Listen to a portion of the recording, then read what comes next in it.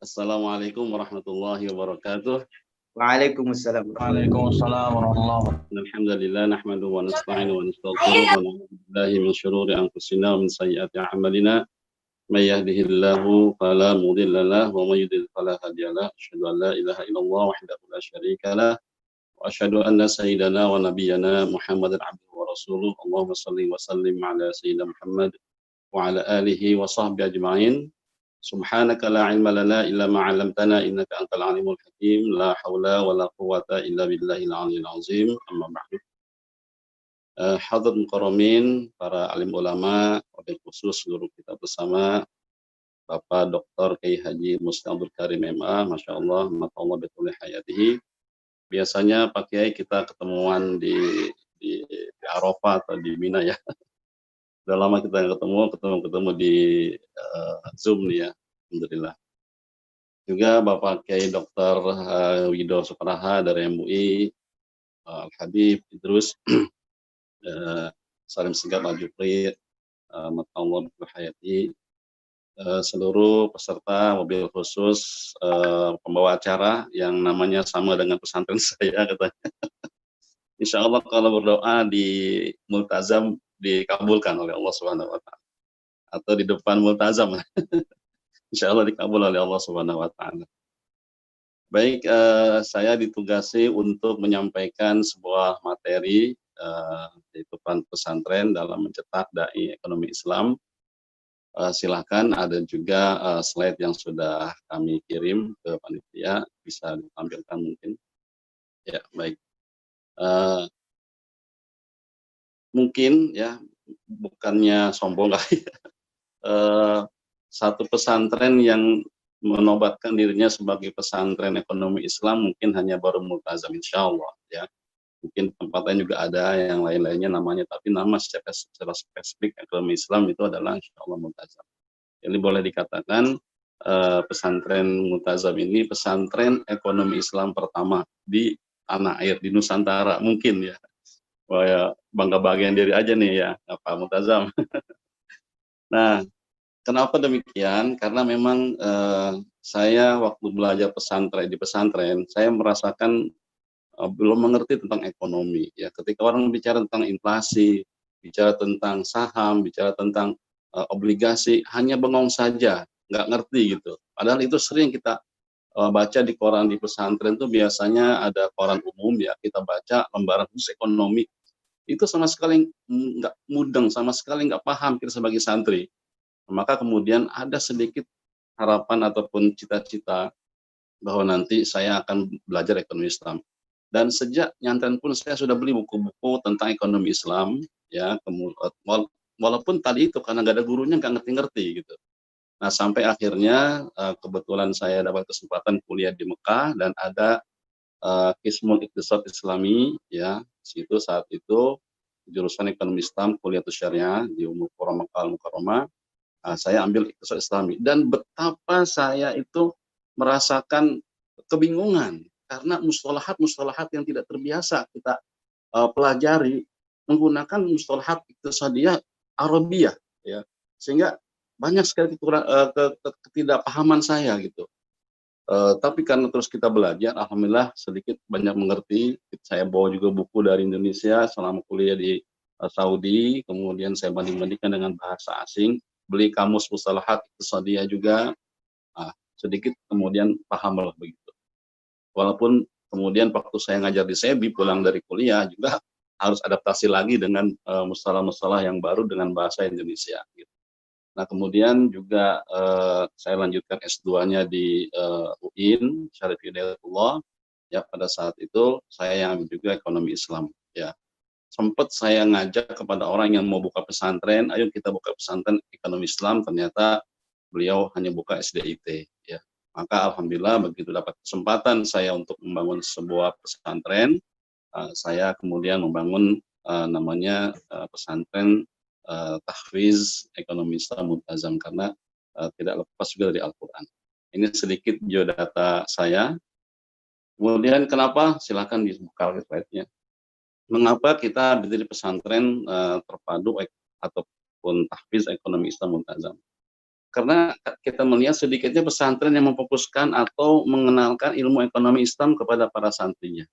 Ini yang kita lihat pesantren yang ada, baik itu mazhab salafi atau mazhab tradisional maupun mazhab modern, tidak ada sama sekali yang pengamatan saya yang memfokuskan satu titik kepada ekonomi Islam. Sementara kita begitu cepatnya perubahan zaman. Nah, oleh karena itulah saya merasa ini kita perlu bikin sebuah institusi ataupun pesantren yang bernuansa ekonomi Islam. Kemudian ilmu ekonomi Islam pun saat ini masih tercecer pada sub-sub kecil di antara ilmu fikih, ya. Seperti umpamanya babul baik. Ada di kitab yang di situ ada babul ibadahnya, ada babul nikahnya, ada babul jinayatnya. Sedikit sekali yang ilmu ekonomi tertentu, alhamdulillah sekarang sudah ada, tapi yang berbahasa Arab ataupun yang penulisnya bahasa Arab itu dari kita itu masih sedikit, ya. Masih sedikit. Karena itu walaupun mungkin secara praktek kita dikenal oleh orang negara muslim lainnya sebagai ekonomi Islam yang begitu tinggi kemajuannya, tetapi lagi-lagi secara ilmiah Arabia itu belum ada. Nah, apalagi kita ingin mengenalkan kepada anak-anak santri. Kemudian juga fikih muamalah itu belum bisa membumi, ya. Kita belajar Mama Babul Ijarah di kitab Fathul Qarib atau di Fathul Mu'in, tetapi ini belum bisa kita berikan contoh kepada anak apa contoh realnya, ya. Apalagi dalam dunia teknologi yang begitu maju sekarang seperti ini dengan istilah-istilah tadi seperti saham, seperti pasar modal, seperti obligasi, itu anak-anak masih awam sama sekali. Nah, maka inilah salah satu di antara latar belakang kami mendirikannya. Lanjut. Kemudian juga silakan dilanjut slide-nya. Kemudian juga kita lihat terjadi gap, ya, antara yang tertulis di kitab-kitab klasik dengan fenomena praktek sehari-hari, ya. Maaf, di sebelumnya, slide sebelumnya, ya. Ini bagaimana menurut salah satu survei, saya ingat waktu Antonio Safi itu memberikan sebuah berita bahwa ada survei di Jawa Timur yang merupakan basis pesantren. Para santri ketika ditanya apa hukum riba, ya, dalam kuesioner itu, mereka menjawab haram. Tapi ketika ada pertanyaan berikutnya, apa hukum daripada bunga di bank, mereka menjawab halal. Nah, ini ada gap, ada pemisah yang begitu jauh antar pemahaman kitab-kitab yang mereka sangat kuasai dengan fenomena ataupun dengan kenyataan yang ada di real kehidupan. Sehingga sambil menyimpulkan seperti tadi, riba itu haram, tetapi bunga itu adalah halal.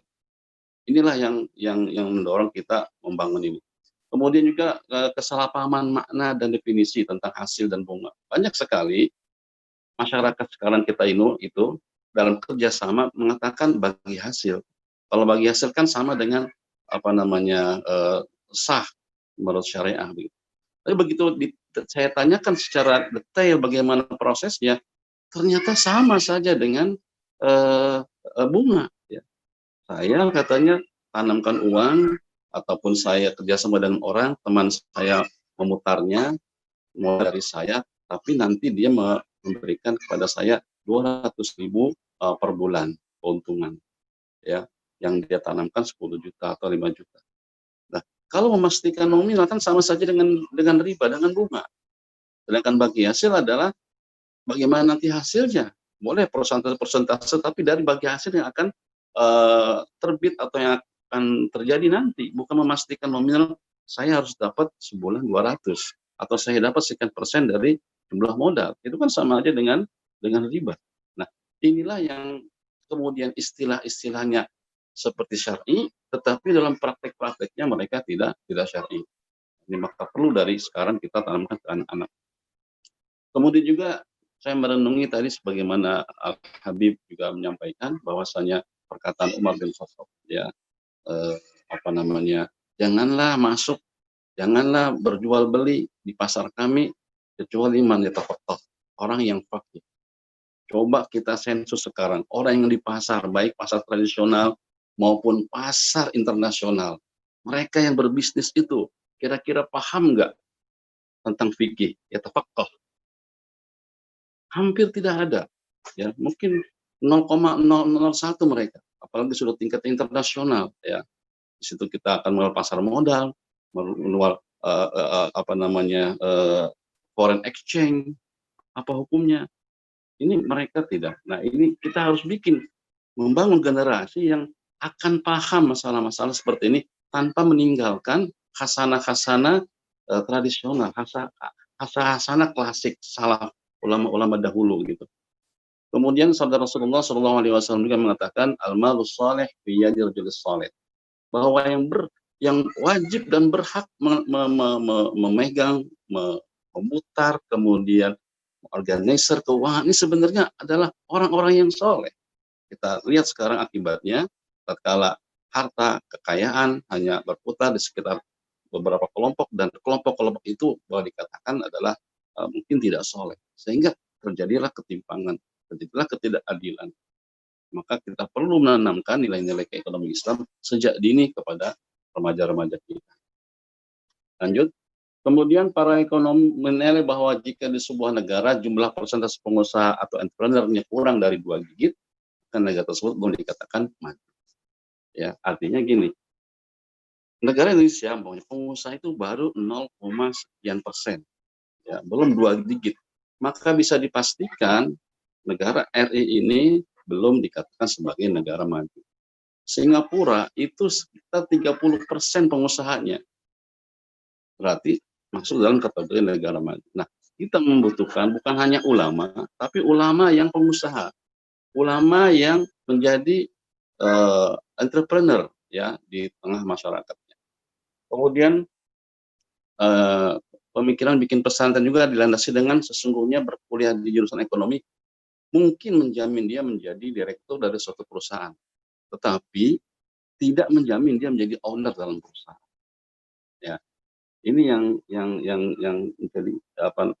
Kita akhirnya kerja kepada orang lain, ya, walaupun kita sudah kuliah PhD ya dalam bidang ekonomi ataupun yang lainnya. Sebenarnya kita sedang kerja, sedang jadi kuli. Nah, kita ingin membangun jiwa-jiwa entrepreneur yang dia menjadi owner dalam perusahaan yang dia kelola. Nah, ini yang kita ingin bangun di pesantren ini, ya, supaya orientasinya jangan gaji, tapi orientasinya adalah dia bisa al-i'timadu ala nafsi, bisa berdikari, bisa berdiri sendiri, bisa mengelola perusahaan sendiri gitu. Nah, maka kita lihat ya, kenapa suku orang Minang ataupun suku Tionghoa ataupun mungkin Bugis ya, itu banyak jadi saudagar, banyak jadi pengusaha ya. Kenapa? Karena mereka itu ya sejak bangun tidur mau sekolah aja anak-anaknya itu sudah beresin barang di tokonya, sudah terjun dalam bisnis.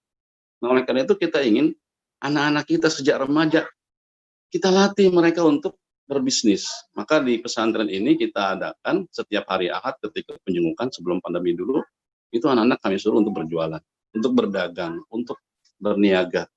Ya, baik itu yang belanja itu adalah sesama santrinya, juga tamu-tamu yang datang menjemput. Sehingga mereka sudah punya, minimal mereka sudah punya hilang rasa malu untuk berdagang. Kan banyak orang tidak mau berdagang, tidak mau berniaga karena mentalnya belum terbangun. Rasa malu, melayani, seakan-akan rendah dan sebagainya, berkomunikasi dengan pelanggan dan lain sebagainya. Nah, inilah kita mau bangun. Kenapa kita bikin pesantren seperti ini? Nah, padahal ya kita lihat Rasulullah SAW jangan jauh-jauh sejak masih remaja sudah terlatih dengan berniaga. Maka orang yang kuliah hanya teori saja sampai PSD pun dia susah akan menjadi owner.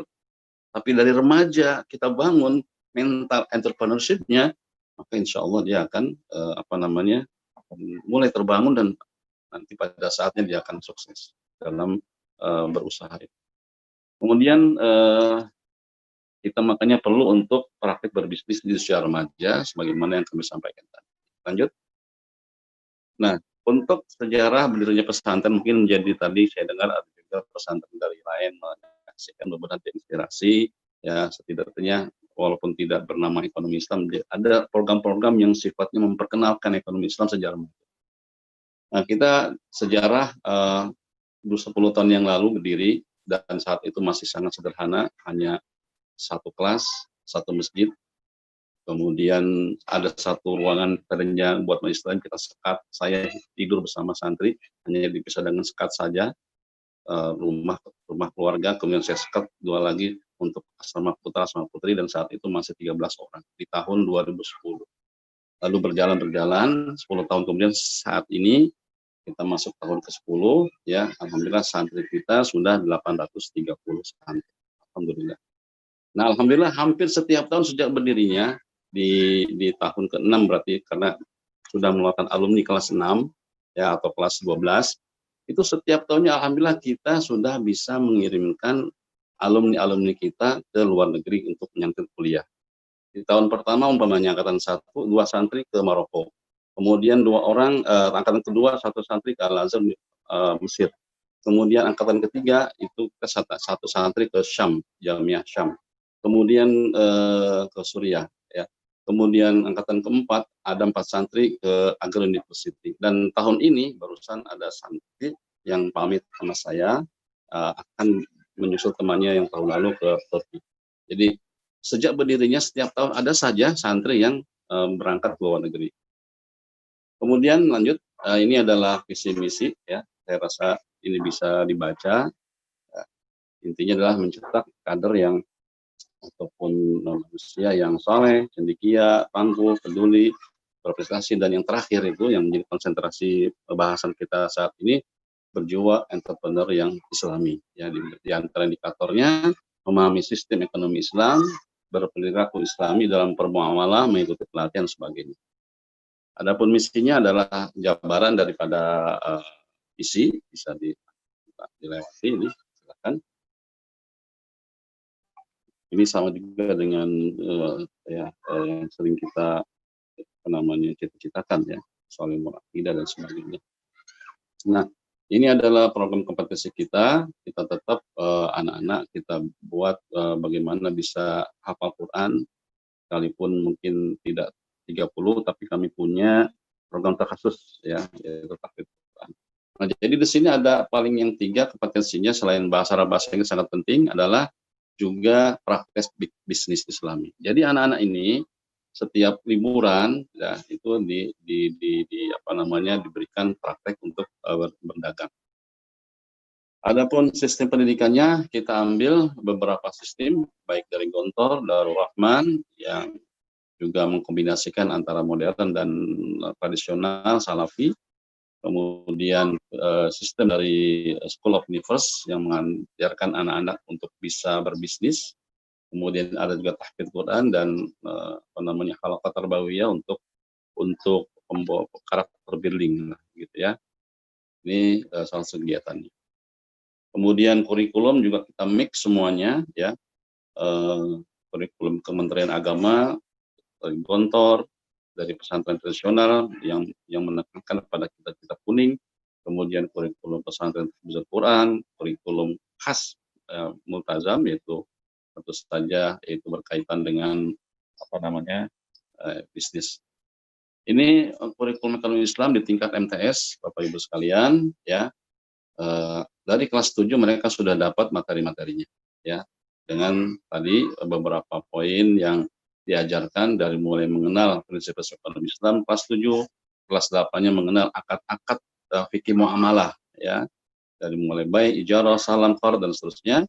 Kemudian tahun ketiga atau kelas 9 mengenal LKS, ya, lembaga keuangan syariah. Jadi dikenalkan dari mulai koperasi, BMT, BPRS, bank syariah, asal syariah, listrik syariah, supaya mereka ada gambaran. Kemudian di kelas 4 atau kelas 10 mereka dikasih fikih riba dan gharar, ya. Ini kebetulan kami juga dulu pernah ngajar di SEBI dan ini pernah disampaikan. Jadi kualitas anak aliyah ini nanti hampir sama dengan SEBI di bidang masalah fikih riba dan gharar, karena materinya hampir sama yang kami berikan saat kuliah dengan sekarang kami berikan kepada aliyah, ya. Kemudian di tahun kelimanya mereka akan mengenal akad-akad modern dalam pandangan ekonomi Islam dan ekonomi konvensional. Jadi tentang tadi bursa, saham, obligasi, MLM, multi level marketing, asuransi, bisnis syariah dan lain sebagainya. Mereka dikenalkan supaya nggak gagap, ya nggak gagap gitu. Kemudian di tahun terakhir mereka akan dikenalkan tentang sejarah pemikiran ekonomi Islam, ya. Sejak mulai dari zaman Rasulullah sampai Khulafaur Rasyidin sampai sebelumnya juga tentang filsafat sunnah al-kauniyah, sunnah insaniyah, sunnah ilailiyah, dan faktor utama perkembangan ekonomi ternyata bukan di al-ardu, bukan di ra'sul mal, bukan juga di tanzim, bukan juga di yang sifat-sifatnya materi, ya, mal, ra'sul mal dan sebagainya, atau apa namanya, lebur, kemudian kapital, kemudian entrepreneur, kemudian yang bukan. Ternyata dalam Islam itu faktor utama kemajuan ekonomi adalah al-insan, al-insannya, ya. Oleh karena khitab-khitab Al-Qur'an, khitab-khitab hadis selalu kepada insannya. Ya, buat apa tanah yang lega tapi nggak bisa ngelola?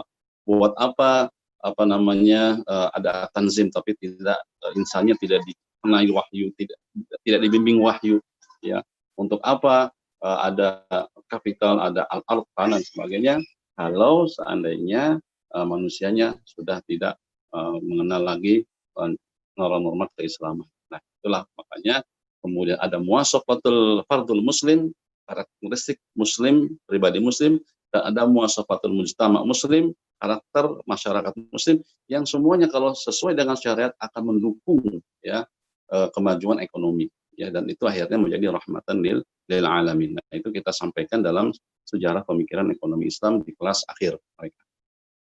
Nah, kemudian lanjutnya adalah kegiatan praktek berbisnis, ya. Ini kami tadi sampaikan tadi, pesantren memberi kesempatan kepada para santri untuk berbisnis setiap pekan di hari Ahad atau di hari Sabtu. Sabtu biasanya sorenya, Ahad dari pagi sampai sore, karena hari mereka hari libur, ya, jadi dipersilahkan mereka untuk berbisnis. Dan orang tua wali santri yang mau berbisnis pun di hari-hari libur tadi silahkan, tapi dengan syarat jangan yang mengelola dan yang megangnya adalah orang tuanya. Titipkan kepada santri. Lihat dari jauh, latih mereka untuk berbisnis. Silakan masalah keuntungan silakan di-share dengan anak santri, silakan. Pesantren nggak ikut campur masalah share ke santri saja share-nya. Nah, jadi anak pun mendapatkan dukungan dari orang tua. Anak pun mendapatkan pengetahuan edukasi tentang berekonomi di dalam hidupnya. Nah, alhamdulillah beberapa anak-anak santri kita sudah mulai berjalan seperti ini, ya. Kemudian juga ketika mereka menjadi alumni, membuka UMKM dan lain sebagainya, ini alhamdulillah. Kemudian memberi kesempatan berbisnis pada acara-acara event PHBI, Minat Pesantren, pengajian UI, pengajian kaum ibu kampung, ya, itu juga kami persilahkan anak-anak untuk membukanya, ya. Bahkan ada juga yang panitia untuk mengatur stand-stand, dipasarkan stand itu kepada halayak luar, kemudian ada sewa. Jadi dia juga mengelola sebagai event organizer, anak-anak santri dilatih untuk berbisnis. Kemudian juga ada kegiatan PKL, ya, praktek kerja lapangan, atau di sini disebut dengan amalia iktisadiyah. Jadi anak-anak kelas akhir, anak-anak kelas 12, itu ada 2 kegiatan, ya, amalia iktisadiyah dan amalia tadris. Artinya praktek berbisnis dan praktek mengajar, ya. Nah, praktek bisnis ini ada yang ditempatkan di rumah zakat, ada yang ditempatkan di basnas daerah, ada ditempatkan juga di pabrik-pabrik Indomie, mie instan sehat hijau itu, ya. Ada juga di berbagai macam tempat, ya, di tempat fotokopi, di tempat pembuatan kue dan lain sebagainya. Mereka akan mengenal bagaimana dunia bisnis. Lain juga ada yang muyulnya atau kecenderungannya mengajar, maka dia masuk nantinya dikuatkan di amaliyah tadris.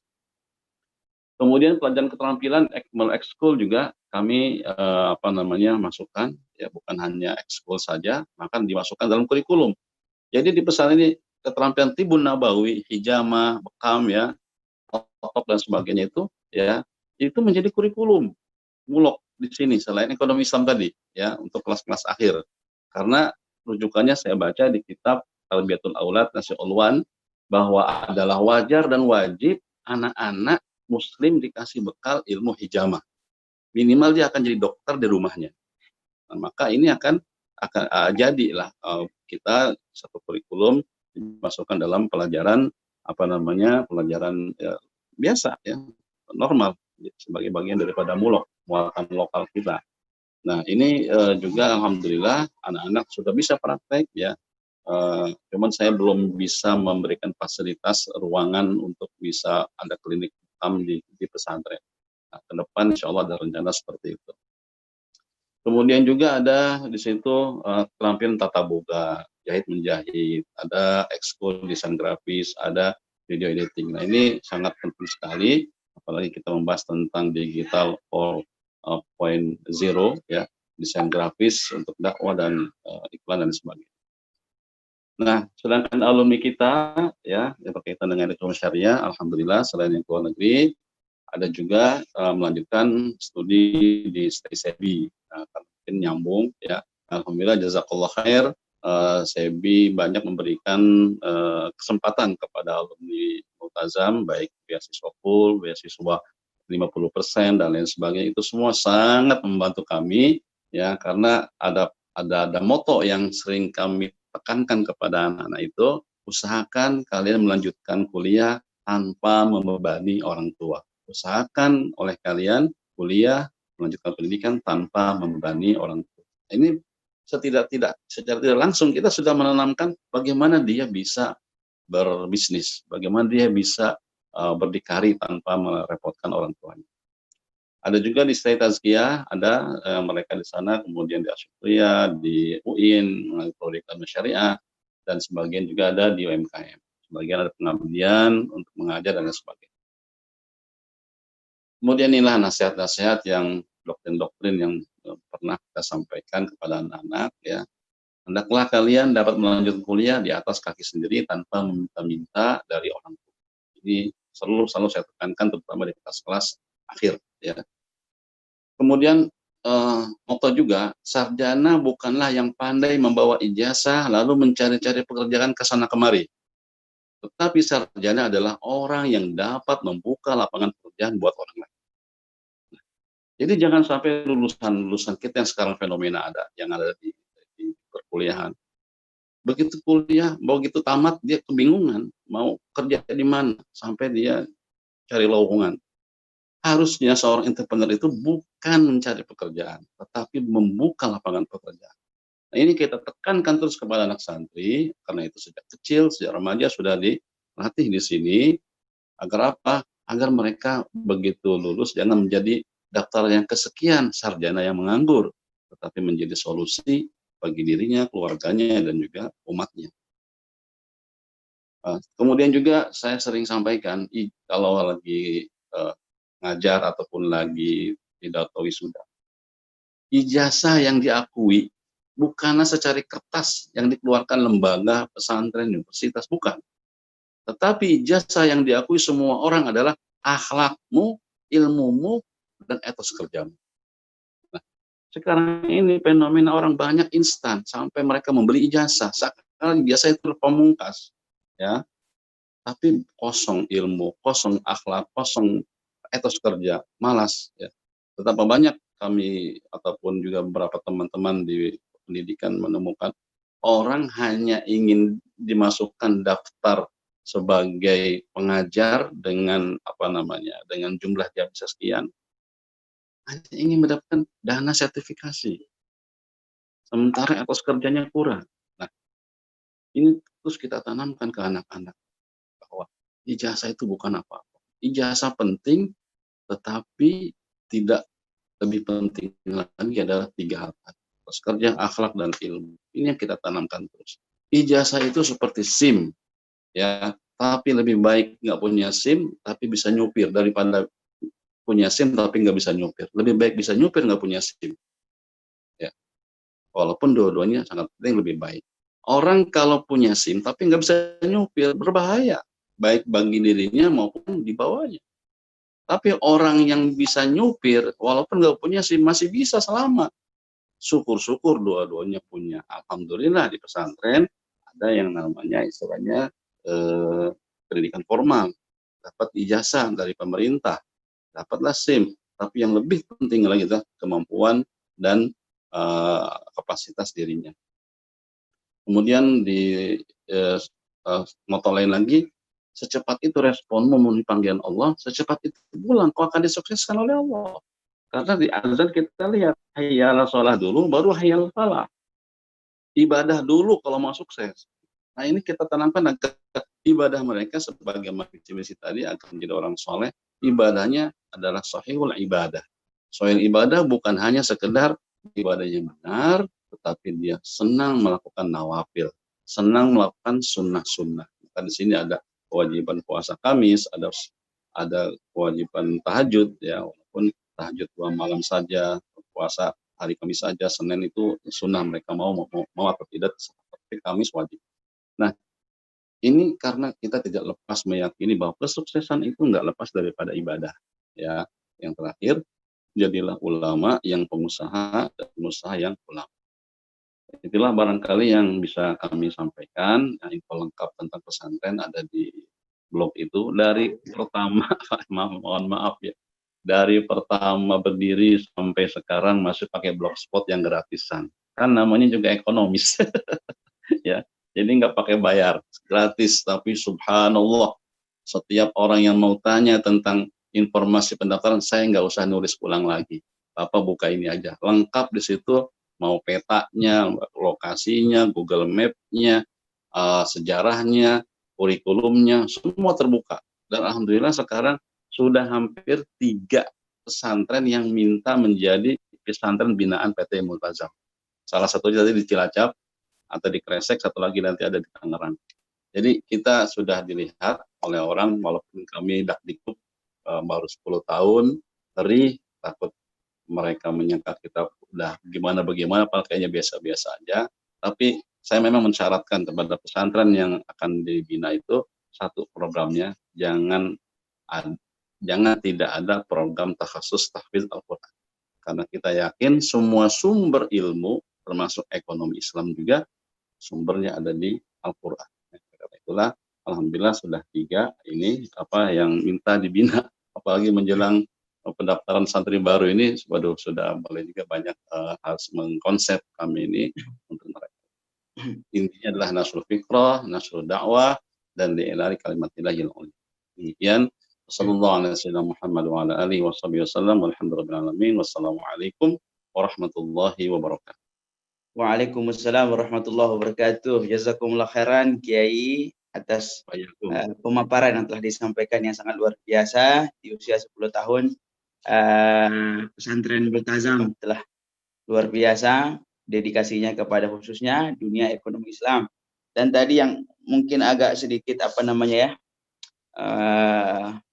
menusuk ke hati saya itu adalah antara jangan sampai kualitas anak aliyah Multazam sama atau bahkan melebihi alumni SEBI.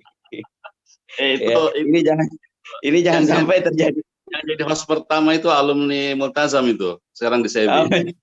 Ya, Gus Pandi. Allah, siap. Baik Ustaz Kiai, jazakumullah khair. Insyaallah kita akan lanjutkan dengan sesi tanya jawab, tetapi karena tadi Kiai menutup nasihat itu dengan secepat apa responmu kepada panggilan Allah, secepat itulah Allah akan mensukseskanmu. Jadi tanya jawab kayaknya agak kita potong ini karena azan di Jabodetabek sekitar 11.45. Harusnya kita 12.20 baru selesai. Tapi kita akan usahakan maksimal jam 12.00, insya Allah kita akan selesaikan tanya jawab. Silakan. Saya akan coba cek kolom chatting untuk mengecek pertanyaan yang sudah masuk. Silakan bagi yang bertanya di kolom chattingnya. Boleh bertanya, Tat? Oke, boleh. Bu Norma. Sebentar. Ini dengan siapa ini? Ibu Norma. Saya udah di chatting itu udah 2 saya tanya. Boleh ngomong langsung? Oke. Boleh? Baik, silakan Bu Norma, silakan langsung disampaikan. Ya, Assalamualaikum Ustadz. Menyimak semua paparan sangat terkesan dan bagus. Untuk pagi hari ini dapat pencerahan banyak ya. Hanya saya masih ada menggelitik untuk ditanyakan, walaupun sudah dijawab juga di dalam chat itu ya. Bicara konsep ekonomi syariah ini. Halo, bisa dengar ya suara saya? Bisa dengar ya. Oke, bicara konsep syariah. Saya sudah dengar lama karena kebetulan dulu saya bermukim di Malaysia. Kok jauh ya kalau saya lihat mayoritas kita ini masih tataran wacana-wacana saja, masih bungkus daripada isi. Jadi walaupun saya sudah juga mengikuti saran tadi memindahkan ke bank syariah, lalu saya lihat begitu-gitu doang, nggak ada benar-benar yang seperti konsep syariah yang seperti sebagaimana tadi dijelaskan dan sebagaimana juga dipraktekkan di Malaysia. Nampaknya kita ini banyak wacana saja, masih tataran itu ada di para ulama. Nah sayang para ulama ini sosialisasinya tuh kurang bisa mempengaruhi pemerintah yang memegang otoriti tentang BI misalnya. Salangkah senangnya kalau orang BI itu sebagai regulator ya duduk masukin, cekokin sehingga bisa diimplementasikan. Jadi saya melihatnya itu miris ya ke sebagai mayoritas umat Islam ya, betapa kayanya kita, tapi semua masuk tergerus dengan apa konsep-konsep konvensional.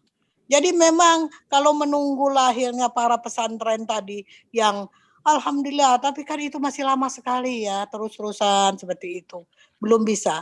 Jadi itu saya mohon lagi bagaimana ini pencerahan para dai itu keluar gitu loh, berani bicarakan, speed up gitu loh, seperti itu. Itu saja Tat, ya mohon pencerahannya. Walaupun sudah dijawab tadi, berikan contoh. Sudah, umat Islam ini udah banyak memberikan contoh. Tapi it's nothing tuh. It's not word gitu loh ya. Itu yang saya maksudkan. Terima kasih. Itu demikian. Ya, sedikit unek-unek saja. Silakan siapa aja yang mau jawab. Saya ingin lebih ada greget gitu loh. Ya, Majelis Ulama itu lebih bergereget gitu loh ya. Makasih. Assalamualaikum warahmatullahi wabarakatuh. Mungkin pamungkas dari Kiai Muhammad Jamhuri, terutama dari sisi pendidikan ya. Bagaimana dengan merespon apa unek-unek daripada Ibu Nurma tadi. Fadhol Kiai. Ya, mungkin ada dua hal yang perlu saya sampaikan. Kenapa geliat ekonomi Islam seperti yang dikritisi oleh Ibu Nurma itu mencuat. Saya melihatnya dari pendidikan adalah kurang tersosialisasikannya perkembangan ekonomi Islam di Indonesia. Sekarang ini kiblat ekonomi Islam adalah dua ya, berbahasa Arab dari segi literasinya, yaitu Uni Emirat Arab ya dan Pakistan dan Malaysia. Kenapa mereka bisa seperti seakan-akan meliding di dunia ini?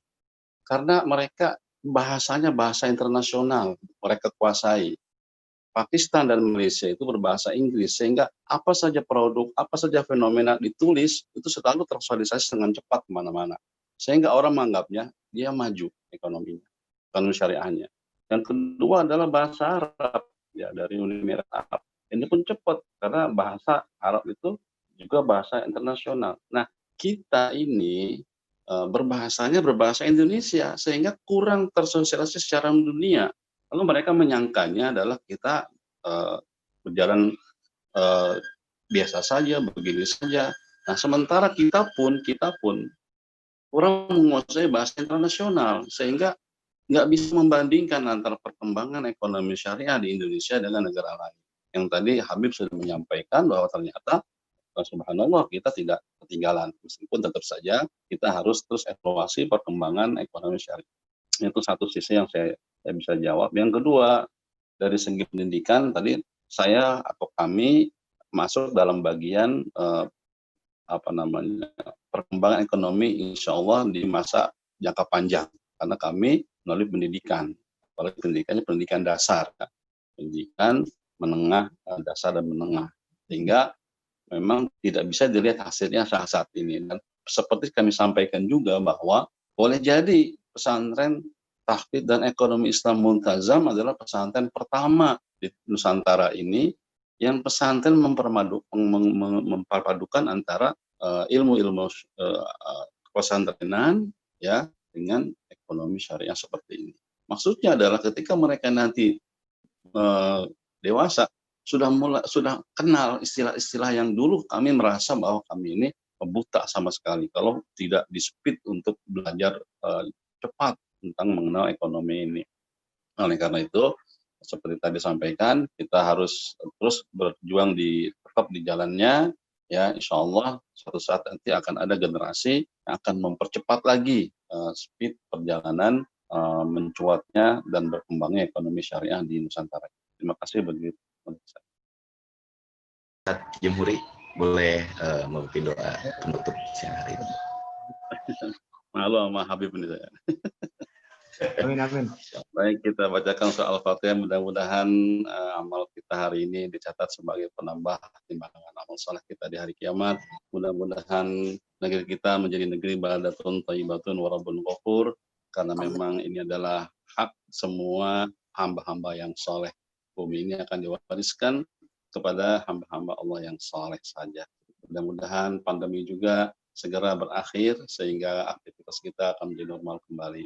Ala hadhihi niyyah wa ala kulli niyatin salihah ila hadratin Nabi Mustafa Rasulullah sallallahu alaihi wasallam. Al-Fatihah. A'udzu billahi minasyaitonir rajim. Bismillahirrahmanirrahim. Alhamdulillahi rabbil alamin arrahmanir rahim maliki yaumiddin. Iyyaka na'budu wa iyyaka nasta'in ihdinas siratal mustaqim siratal ladzina an'amta 'alaihim ghairil maghdubi 'alaihim waladdallin. Allahumma inna nas'aluka ma sa'alaka minhu nabiyyuka Muhammad sallallahu alaihi wasallam wa ibadus salihun wa na'udzubika mimma sta'azaka minhu nabiyyuka Muhammad sallallahu alaihi wasallam wa ibadus salihun wa antal musta'an wa alaikal balagh wa la haula wa la quwwata illa billahil 'aliyyil 'azim. اللهم يا محول الحال حول أحوالنا إلى أحسن حال. اللهم يا محول الحال أحول أحوالنا إلى أحسن حال.